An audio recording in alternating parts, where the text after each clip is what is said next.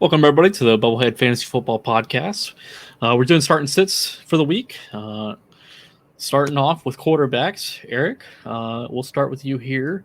We got quarterback start sit with Trevor Lawrence and Kirk Cousins.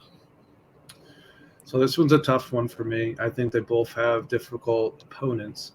I'm going to lean towards Kirk Cousins.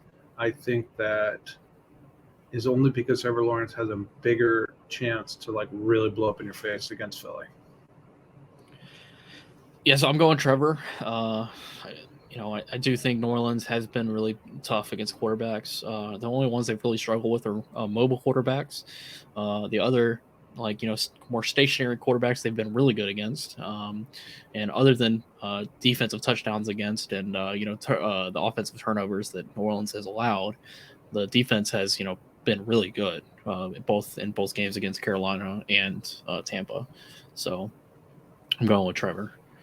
So next up was the running back start sit with Dameon Pierce and Clyde Edwards-Helaire. So I'm going to go with Clyde Edwards-Helaire here. I think this isn't really all that close, to be honest.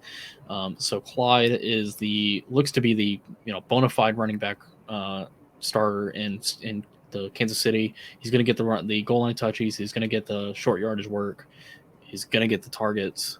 Give me Clyde Edwards-Helaire. Dameon Pierce is he hasn't taken over the backfield yet, and Houston's just not that good. So I'm going to go with Kansas City.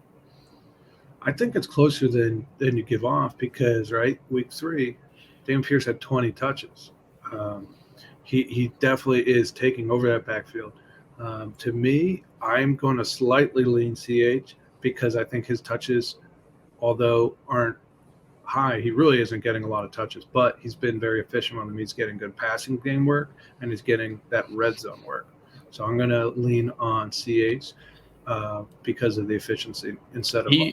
I think he gets more work on games that they're leading, and they've played 2 tough games the past 2 weeks. So I think he'll lead the team when they're winning. So moving on to the wide receivers though, Garrett Wilson and Rashad Bateman.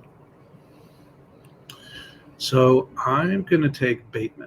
I'm worried about first game with the new QB for New York. And also I think that, I think this is going to be a hell of a football game, Buffalo and Baltimore. So I think that they're going to have to get Bateman involved in order for them to be competitive. Yeah, so I got Bateman, and I also agree with you that it's going to be a good football game.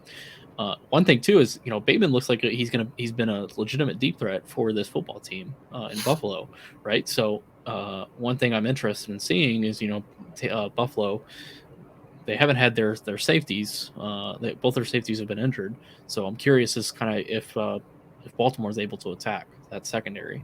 Yeah, and they're Garrett Wilson, two rookies at cornerback. Yeah, and Garrett Wilson, I just don't know what's going to happen with Zach Wilson. You don't know yet. So give me the guy who I've seen produce with Lamar. So tight end with Gerald Everett and Pat Freiermuth. So I'm going to surprise you, I think, and I'm going to go with Gerald Everett. So Pat Freiermuth is the better talent here, in my opinion, but he's in a worse offense. And an offense that, honestly, he's very touchdown reliant in the Steelers' offense. And I'm not a believer in Trubisky.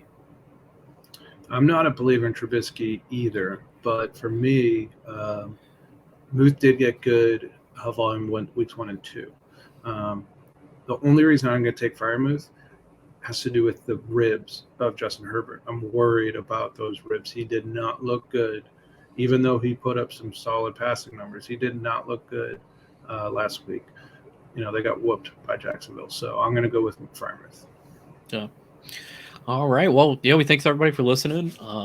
Good little start and sit. And if you guys have any comments about our video, or want to see any specific things for the start and sit, please let us know. We'll try to work on that and add that to the video. So we thank everybody for listening. Thank you.